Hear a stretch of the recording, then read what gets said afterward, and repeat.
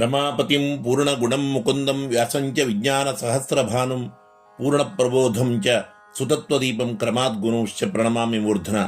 ಹರೇ ಕೃಷ್ಣ, ಹರೇ ಶ್ರೀನಿವಾಸ. ಆಧ್ಯಾತ್ಮ ಬಂಧುಗಳೇ, ಪುಷ್ಯ ಮಾಸದ ಕೊನೆಯ ದಿನ ಅಂದರೆ ಪುಷ್ಯ ಬಹುಳ ಅಮಾವಾಸ್ಯೆಗೆ ಮೌನಿ ಅಮಾವಾಸ್ಯೆ ಎಂದು ಕರೆಯಲಾಗಿದೆ. ಇದನ್ನು ಮಾಘ ಮಾಸದ ಆರಂಭದಲ್ಲಿ ಇದು ಬರುವುದರಿಂದ ಉತ್ತರ ಭಾರತದ ಪಂಚಾಂಗ ಕ್ರಮದಂತೆ ಮಾಘಿ ಅಮಾವಾಸ್ಯೆ ಎಂದು ಕರೆಯಲಾಗುತ್ತದೆ. ಅತ್ಯಂತ ಪುಣ್ಯ ವಿಶೇಷವನ್ನು, ಜೀವನ ಕಾಲದ ಅತ್ಯಂತ ಸಾರ್ಥಕ್ಯವಾದ ಧರ್ಮ ಕಾರ್ಯವನ್ನು ಮಾಡಿದ ಪುಣ್ಯವನ್ನು ನೀಡುವ ವ್ರತಾಚರಣೆಯ ದಿವಸ ಎಂದು ಈ ಪುಷ್ಯಬಹುಳ ಅಮಾವಾಸ್ಯೆಯನ್ನು ಸರ್ವ ಪುರಾಣಗಳು ಹೊಗಳುತ್ತವೆ.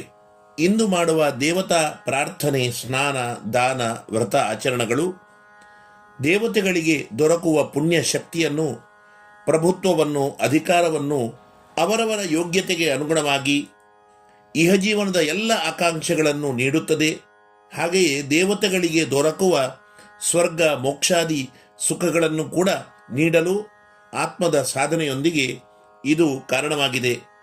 ಅಂತಹ ಮಹತ್ವದ ದಿನ ಮೌನಿ ಅಮಾವಾಸ್ಯೆಯಾಗಿದ್ದು, ಈ ಪುಷ್ಯ ಬಹುಳ ಅಮಾವಾಸ್ಯೆ, ಮೌನಿ ಅಮಾವಾಸ್ಯೆಯ ಮಹತ್ವವನ್ನು, ಈ ವರ್ಷ ಇದು ಯಾವಾಗ ಇದೆ, ದಿನಾಂಕ, ತಿಥಿ ಯಾವಾಗ, ಶಾಸ್ತ್ರ ಪುರಾಣಗಳಲ್ಲಿ ಹೇಳಿದ ಎಲ್ಲ ಪುಣ್ಯ ವಿಶೇಷಗಳೊಂದಿಗೆ ಮಹಾಪ್ರಯಾಗದಲ್ಲಿ ಮಾಡುವ ಸ್ನಾನದ ಪುಣ್ಯ ಮನೆಯಲ್ಲಿಯೇ ನಮಗೆ ಹೇಗೆ ಲಭಿಸಬಹುದು, ಅತ್ಯಂತ ಸರಳವಾದ ಸುಲಭವಾದ ಉಪಾಯಗಳು ಯಾವುದನ್ನು ನಾವು ಮಾಡಿಕೊಳ್ಳಬಹುದು ಎಂಬ ಎಲ್ಲ ರೀತಿಯ ಮೌನಿ ಅಮಾವಾಸ್ಯೆಯ ಬಗೆಯ ವಿಚಾರಗಳನ್ನು ಇಲ್ಲಿ ತಿಳಿದುಕೊಳ್ಳೋಣ. ವೀಕ್ಷಕರೇ, ಇಲ್ಲಿಯವರೆಗೆ ತಾವು ನನ್ನ ವಿಶ್ವನಾಥ್ ಭಟ್ ಎಂಬ ಯೂಟ್ಯೂಬ್ ಚಾನಲ್ಗೆ ಸಬ್ಸ್ಕ್ರೈಬ್ ಆಗಿರದಿದ್ದರೆ ಆಗಿ, ಉತ್ತಮವಾಗಿದ್ದರೆ ಲೈಕ್ ಮಾಡಿ, ನಿಮ್ಮೆಲ್ಲ ಬಂಧು ಮಿತ್ರರಿಗೆ ಶೇರ್ ಮಾಡಿ, ನಿಮ್ಮ ಪ್ರಶ್ನೆ, ಮೆಚ್ಚುಗೆ, ಸಂದೇಹಗಳನ್ನು ಕಮೆಂಟ್ ಮೂಲಕ ತಿಳಿಸಿ.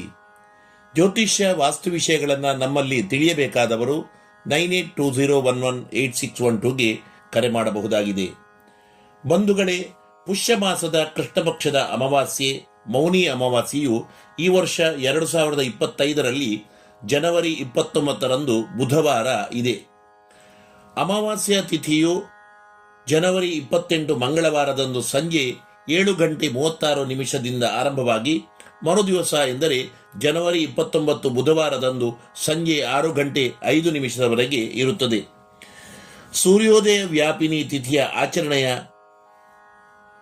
ಪ್ರಕಾರ ಅದೇ ಪ್ರಶಸ್ತವಾಗಿರುವುದರಿಂದ ಶಾಸ್ತ್ರ ಪುರಾಣಗಳಲ್ಲಿಯೂ ಉಕ್ತವಾದ ಕಾರಣ ಜನವರಿ 29 ಬುಧವಾರದಂದೇ ಸೂರ್ಯೋದಯ ಕಾಲದಲ್ಲಿ ಅಮಾವಾಸ್ಯ ತಿಥಿಯು ಇರುವುದರಿಂದ ಆ ದಿನವನ್ನೇ ಮೌನಿ ಅಮಾವಾಸ್ಯೆಯನ್ನಾಗಿ ಆಚರಣೆ ಮಾಡಬೇಕು.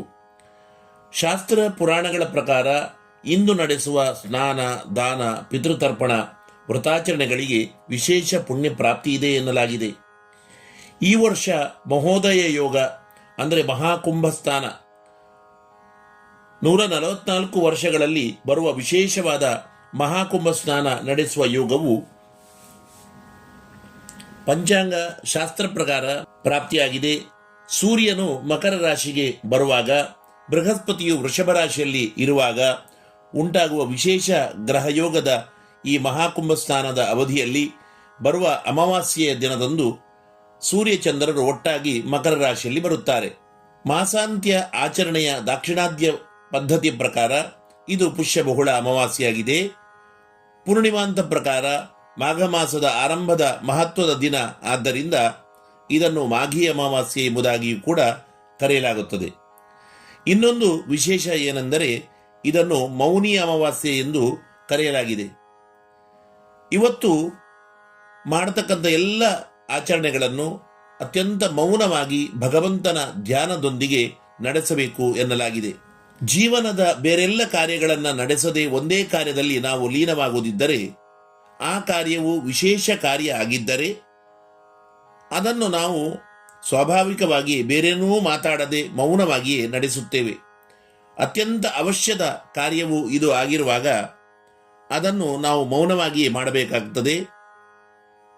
ಆಗಲೇ ಆ ಕಾರ್ಯ ಸಾರ್ಥಕ ಆಗುತ್ತದೆ. ಇಲ್ಲಿ ಮೌನ ಎಂದರೆ ಕೇವಲ ಮೌನವಾಗಿರುವುದು ಎಂದರ್ಥ ಅಲ್ಲ, ಭಗವಂತನ ಧ್ಯಾನ ಸ್ಮರಣೆಯೊಂದಿಗೆ ಏಕಾಗ್ರತೆ ಎಂದರ್ಥ. ಮೌನವಾಗಿರೋದು ಭೋಜನ, ಧ್ಯಾನ, ಶ್ರವಣ, ಅಧ್ಯಯನ ಇತ್ಯಾದಿಗಳಲ್ಲಿಯೂ ಕೂಡ ಮೌನ ಎಂಬುದು ಅತ್ಯಂತ ಮುಖ್ಯವಾಗಿದೆ. ಈ ಅಮಾವಾಸ್ಯೆಯ ವಿಶೇಷ ಪುಣ್ಯಕರ ದಿನದಂದು ಬೇರೆ ಬೇರೆ ಲೌಕಿಕ ವಿಚಾರಗಳ ಮಾತು ವ್ಯವಹಾರಗಳನ್ನು ನಡೆಸದೆ ಮೌನವಾಗಿದ್ದುಕೊಂಡು ದಿನದ ಎಲ್ಲ ಕ್ಷಣಗಳನ್ನು ಕೂಡ ಸಾರ್ಥಕ ಮಾಡಿಕೊಳ್ಳಬೇಕು, ವ್ಯರ್ಥ ಮಾಡಿಕೊಳ್ಳಬಾರದು. ಬೇರೆ ಯಾವ ಲೌಕಿಕ ವ್ಯವಹಾರಗಳ ಕಾರ್ಯಗಳ ಯೋಚನೆಯನ್ನು ಕೂಡ ಬಿಟ್ಟು ಮೌನವಾಗಿ ಮಾಧವನ ಮಹಾದೇವನ ಸ್ಮರಣೆ ಮಾಡಿಕೊಂಡು ವಿಶೇಷ ಪುಣ್ಯಕರ್ಮಗಳಾದ ಸ್ನಾನ ದಾನಾದಿಗಳನ್ನು ಎಲ್ಲ ಭಕ್ತರು ಸನಾತನ ಧರ್ಮದಲ್ಲಿ ಆಸಕ್ತಿ ಇದ್ದವ ಎಲ್ಲರೂ ಕೂಡ ನಡೆಸಬೇಕು. ಅದಕ್ಕೋಸ್ಕರವೇ ಈ ತಿಥಿಯನ್ನು ಮೌನಿ ಅಮಾವಾಸ್ಯೆ ಎಂದು ಕರೆಯಲಾಗಿದೆ. ಅನೇಕ ವ್ರತಗಳ ಆಚರಣೆಯ ಸಂದರ್ಭದಲ್ಲಿಯೂ ಕೂಡ ಮೌನ ಇರುವುದು ವಿಶೇಷ ಪುಣ್ಯಕರ ಎಂದು ಕೂಡ ಶಾಸ್ತ್ರಗಳು ಹೇಳಿವೆ. ಇವತ್ತು ಗಂಗಾ, ಯಮುನಾ, ಸರಸ್ವತಿ ತ್ರಿವೇಣಿ ಸಂಗಮದಲ್ಲಿ ಸ್ನಾನ ಅತ್ಯಂತ ವಿಶೇಷ ಪುಣ್ಯವನ್ನು ಕೊಡುವುದು. ಎಲ್ಲರಿಗೂ ಕೂಡ ಇದನ್ನು ಮಾಡಲಿಕ್ಕೆ ಸಾಧ್ಯವಾಗುವುದಿಲ್ಲ. ಈಗಾಗಲೇ ಕೋಟಿ ಕೋಟಿ ಭಕ್ತ ಜನರು, ಸಾಧು ಮಹಾತ್ಮರು, ಸಂತರು ಮಹಾ ಕುಂಭಮೇಳದಲ್ಲಿ ಸ್ನಾನ ಮಾಡುತ್ತಾ ಇದ್ದಾರೆ, ಪುಣ್ಯ ಕಟ್ಟಿಕೊಳ್ತಾ ಇದ್ದಾರೆ. ಯಾರಿಗೆ ಕುಂಭಸ್ನಾನ ಮಾಡುವುದು ಅಥವಾ ಹತ್ತಿರ ನದಿಯಲ್ಲಿಯೋ ತಟಾಕದಲ್ಲಿಯೋ ಕೆರೆಯಲ್ಲಿಯೋ ಸ್ನಾನ ಮಾಡುವುದು ಅಸಾಧ್ಯವೋ, ಮಹಾಪ್ರಯಾಗ ಕ್ಷೇತ್ರಕ್ಕೆ ಹೋಗಲು ಅಸಾಧ್ಯವೋ, ಅವರು ಮನೆಯಲ್ಲಿಯೇ ಈ ಮೌನಿ ಅಮಾವಾಸ್ಯೆ ಎಂದು ನಡೆಸುವ ಕುಂಭಸ್ನಾನಾದಿ ದಾನಾದಿಗಳ ಪುಣ್ಯಸ್ಥಾನಗಳು ಲಭ್ಯ ಆಗುವಂತೆ ಸರಳವಾದ ಅತ್ಯಂತ ಸುಲಭವಾದ ಆಚರಣೆಗಳನ್ನು ನಾನು ಸೂಕ್ಷ್ಮವಾಗಿ ತಮಗೆಲ್ಲರಿಗೂ ಕೂಡ ತಿಳಿಸ್ತಾ ಇದ್ದೇನೆ. ಇಂದು ಎಲ್ಲ ಭಕ್ತರು, ಸನಾತನ ಧರ್ಮದಲ್ಲಿ ಆಸಕ್ತಿ ಇಟ್ಟುಕೊಂಡವರು ಬ್ರಾಹ್ಮಿ ಮುಹೂರ್ತದಲ್ಲಿಯೇ ಎದ್ದು ಎಲ್ಲ ಭಕ್ತಾದಿಗಳು ಒಂದು ಶುದ್ಧವಾದ ಪಾತ್ರೆಯಲ್ಲಿ ಅಥವಾ ಕಲಶದಲ್ಲಿ ಶುದ್ಧವಾದ ನೀರನ್ನು ತುಂಬಿಸಿ ಅದಕ್ಕೆ ಗಂಗಾಜಲವನ್ನು ಮಿಶ್ರಣ ಮಾಡಿ ಮಾಘಸ್ನಾನದ ವಿಶೇಷ ಪುಣ್ಯ ಪ್ರಾಪ್ತಿಗೆ ಅದಕ್ಕೆ 2 ಎಳ್ಳುಗಳನ್ನು ಕೂಡ ತುಳಸಿ, ಗಂಧ, ಚಂದನಾದಿಗಳನ್ನು ಕೂಡ ಹಾಕಿ ಗಂಗಾ, ಯಮುನಾ, ಸರಸ್ವತಿ ನದಿ ದೇವತೆಗಳ ಪ್ರಾರ್ಥನೆಯನ್ನು ಮಾಡಿ ಆ ನೀರಿಗೆ ಮೊದಲು ಪೂಜೆಯನ್ನು ಮಾಡಬೇಕು. ಗಂಗಾ, ಯಮುನಾ, ಸರಸ್ವತಿ ನದಿಗಳ ಸ್ಮರಣೆಯನ್ನು ಮಾಡುತ್ತಾ ಸ್ನಾನ ಮಾಡಬೇಕು. ಪೂರ್ಣವಾಗಿ ಸ್ನಾನ ಆದ ಮೇಲೆ ನಿತ್ಯಾನುಷ್ಠಾನವನ್ನು, ಸೂರ್ಯಾರ್ಘ್ಯ ಪ್ರದಾನ, ಕುಲದೇವತಾರಾಧನೆ, ದೇವಪೂಜಾದಿಗಳನ್ನು ನಡೆಸಿದ ನಂತರ ದೇವ ಋಷಿ ಪಿತೃತರ್ಪಣವನ್ನು ಅವಶ್ಯವಾಗಿ ಎಲ್ಲರೂ ಕೂಡ ಮೌನಿ ಅಮಾವಾಸ್ಯ ಕುಂಭಸ್ನಾನ ಪುಣ್ಯಪ್ರಾಪ್ತ್ಯರ್ಥಂ ದೇವ ಋಷಿ ಪಿತೃತರ್ಪಣಾಖ್ಯಂ ಕರ್ಮ ಕರಿಷ್ಯೆ ಎಂದು ಆಚಮನೆ ಸಂಕಲ್ಪವನ್ನು ಮಾಡಿಕೊಂಡು ಶುದ್ಧವಾದ ದರ್ಬೆ, ತುಳಸಿ, ಗಂಗಾಜಲ ಮಿಶ್ರಣದ ಜಲದಿಂದ ದೇವತೆಗಳಿಗೆ 3 ಸಲ, ಋಷಿಗಳಿಗೆ 3 ಸಲ, ಪಿತೃಗಳಿಗೆ 3 ಸಲ ತರ್ಪಣವನ್ನು ಬಿಡಬೇಕು. ತಿಳಿದವರು, ಬ್ರಾಹ್ಮಣರು, ಜ್ಞಾನಿಗಳು ಇದನ್ನು ಶಾಸ್ತ್ರೋಕ್ತವಾಗಿ ಮಂತ್ರಪೂರ್ವಕವಾಗಿ ನಡೆಸಬಹುದಾಗಿದೆ. ಸಾಮಾನ್ಯ ಜನರು ಸುಲಭವಾದ ಮಂತ್ರಗಳಿಂದ 3 ಸಲ ತರ್ಪಣವನ್ನು ಬಿಡಬಹುದಾಗಿದೆ. ಮೊದಲು ಸರ್ವದೇವತಾ ತರ್ಪಯಾಮಿ 3 ಸಲ ಈ ರೀತಿಯಾಗಿ ಶುದ್ಧ ಜಲದಿಂದ ತರ್ಪಣವನ್ನು ಬಿಡಬೇಕು. ಆನಂತರ ಸರ್ವ ಋಷೀನ್ ತರ್ಪಯಾಮಿ ಎಂದು 3 ಸಲ ಪೂರ್ವ ದಿಕ್ಕಿಗೆ ಮುಖ ಮಾಡಿ ಋಷಿ ತರ್ಪಣವನ್ನು ಬಿಡಬೇಕು. ಆನಂತರ ಪಿತೃತರ್ಪಣವನ್ನು ದಕ್ಷಿಣಕ್ಕೆ ಮುಖ ಮಾಡಿ ಬಿಡಬೇಕು. ನಿಮ್ಮ ನಿಮ್ಮ ಪಿತೃದೇವತೆಗಳನ್ನು ಸ್ಮರಣೆ ಮಾಡಿಕೊಂಡು ಸರ್ವ ಪಿತೃನ್ ತರ್ಪಯಾಮಿ ತರ್ಪಯಾಮಿ ತರ್ಪಯಾಮಿ ಎಂದು ಅಧಿಕಾರ ಇದ್ದವರು 3 ಸಲ ತುಳಸಿ ದರ್ಬೆಗಳನ್ನು ಹಿಡಿದುಕೊಂಡು ತರ್ಪಣವನ್ನು ಬಿಡಬೇಕು. ಪಿತೃತರ್ಪಣದ ಕ್ರಮ ನಿಯಮಗಳನ್ನು ಸರಿಯಾಗಿ ನಿಮ್ಮ ಪರಿಚಯದ ಪುರೋಹಿತರಲ್ಲಿ, ಬ್ರಾಹ್ಮಣರಲ್ಲಿ ತಿಳಿದುಕೊಳ್ಳಬೇಕು. ಅವರ ಎದುರುಗಡೆ ನಡೆಸಿದರೆ ಇನ್ನೂ ಉತ್ತಮ.